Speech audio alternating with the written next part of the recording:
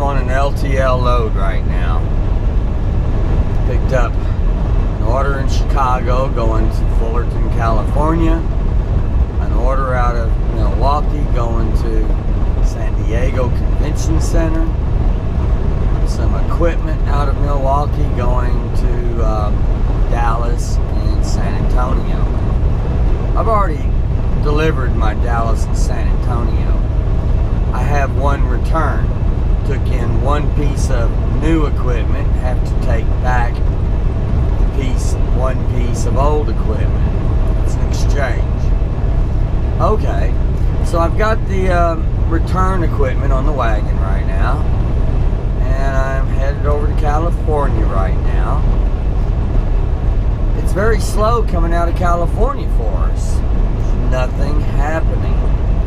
So the best I could get was Monday morning. I can get a load. It takes me back to Wisconsin. That works. That allows me to return this piece of equipment. Problem is, there's a conflict with my being able to deliver 5 pieces to the convention center. So here's the problem.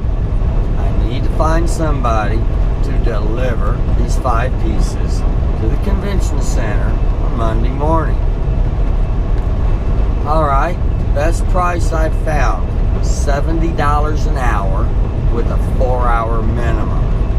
That's for truck and driver to deliver these 5 pieces to the convention center. Now bear in mind, when you go to the convention center, you have to meet up at the marshal yard, and you have to wait until they call you up to the convention center to offload. Now this could be an hour, it could be 6 hours. So what's going through my little head right now, if it takes 6 hours, that's $420 to have these 5 pieces delivered to the convention center. Now, it only pays me $650 to bring these pieces from Wisconsin to Southern California. So, I'll take a pretty big hit in the pocketbook there.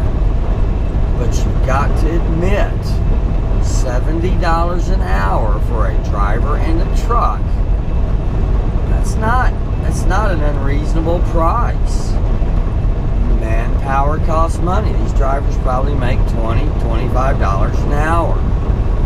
Then there's the use of the equipment. It doesn't matter that the equipment's sitting in the yard waiting.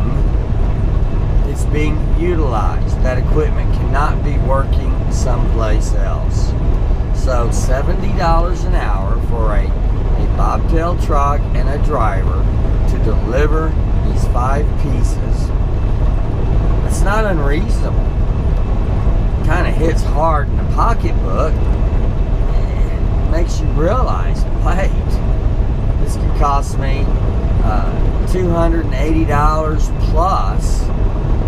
It only pays me $650 to begin with. I could walk out of this deal owing money. So, what's important? Do I cancel this reload? Gamble on something else?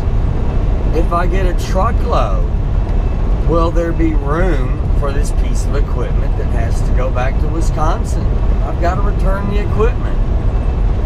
So, this is one of those days where business is business, like it or not. It's the way it works. I really don't have any problem with the way it works. What I have a problem with is that the over-the-road industry doesn't work this way. Alright? The mega carriers know that that truck is going to be at that loading dock probably 3 to 5 hours. They've got all the data that supports it. They've got their ELDs. They know how long it takes their trucks to get loaded or offloaded at these different facilities. They know. But they don't charge for it. Well, they can't charge for it. One mega carrier can't charge detention if the other mega carrier doesn't charge detention. and the other mega carrier and the other mega. And for them to get together and say, hey, we got to start charging detention, well, that would be like, monopolizing the situation. They can't by law do that. So, how do they bill for detention time? If one carrier's giving it away for free because they've got a high mileage rate, for example, the other carrier really has no choice but to give detention time away for free. This is where the drivers step in. If the drivers were not paid piecework, by the piece, by the mile, remember, your mileage pay covers all time. Like it or not, that's the way it works. You agreed to it. So until we change this system to a time-based system, we're at odds.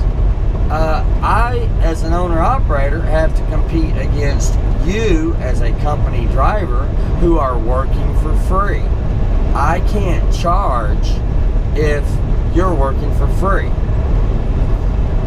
If you're not being paid attention, it makes it really difficult for me to charge for detention, or anybody else for that matter. So, we drivers have a say in this, and we've got to get together and we've got to fix this.